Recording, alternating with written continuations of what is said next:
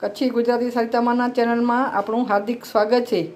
આજે બનાવશું આપણે દૂધીનો ઓરો। રીંગણાનો ઓરો તો તમે ઘણો ખાધો હશે, પણ આપણે આજે દૂધીનો ઓરો બનાવશું। આ 500 ગ્રામ જેટલી આ દૂધી છે, તો એને ધોઈને રાખી છે ને હવે એને આપણે છાલ ઉતારી અને કટકા કરી લઈએ।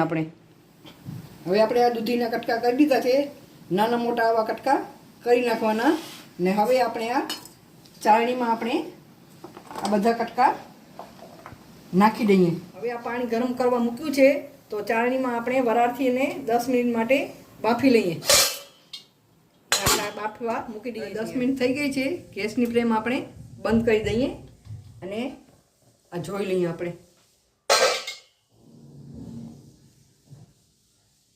સરસ મજાની બફાઈ ગઈ છે। હવે એને આપણે થોડીક ઠંડી થવા દઈએ। હવે થોડું ઠંડુ થઈ ગયું છે, આપણે આ રીતે આમ ચપ્પુથી ઝીણા ઝીણા આમાં કટ લગાવી લઈએ બધામાં। હવે આપણે દૂધીના ઝીણા ઝીણા કટ લગાવી લીધા છે। હવે આપણે વઘારી લઈએ એને। આ એક પેન લીધું છે, આ પેન લીધું છે, એમાં આપણે જરૂરત મુજબ તેલ એડ કરી લઈએ। હવે તેલને આપણે ગરમ થવા દઈએ। તેલ ગરમ થઈ ગયું છે, એમાં આપણે જીરાનો વઘાર કરી દઈએ। પછી નાખવા ધીરે સમારેલી એક ડુંગળી, એને બરાબર આપણે સાંતળી લઈએ। આવી રીતે આપણે અને સાંતળી લઈએ બરાબર।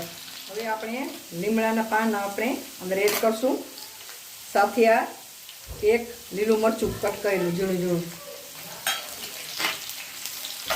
હવે એમાં આદુ લસણની આપણે પેસ્ટ એડ કરી લઈએ ને એને 1 મિનિટ માટે સાંતળી ગઈ છે।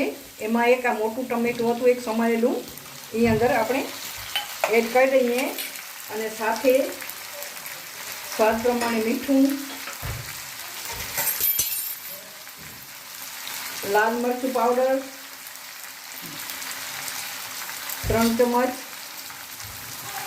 હળદર પાવડર, ધાણા જીરું પાવડર એડ કરી અને બરાબર એને મિક્સ કરી લઈએ ને ચડવા દઈએ ધીમા તાપે। હવે ધીમું તાપ કરવાનું। હવે ટમેટા આપણા આ બધા એકરસ થઈ ગયું છે, મસાલો પણ બરાબર સતરાઈ ગયું છે। ટમેટાને આમ દબાવી નાખવાના બરાબર।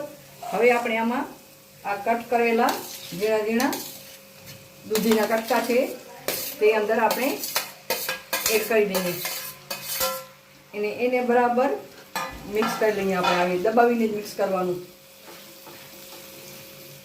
આવી રીતે મિક્સ કરી લેવાનું અને આ અડધી ચમચી જેટલો ગરમ મસાલો નાખવાનો। આ મેં ઘરે જ બનાવેલો છે, તમે મારી લિંક ઉપર આ મસાલાની રેસીપી જોઈ શકો છો, એનાથી સ્વાદ બહુ સારો આવે છે।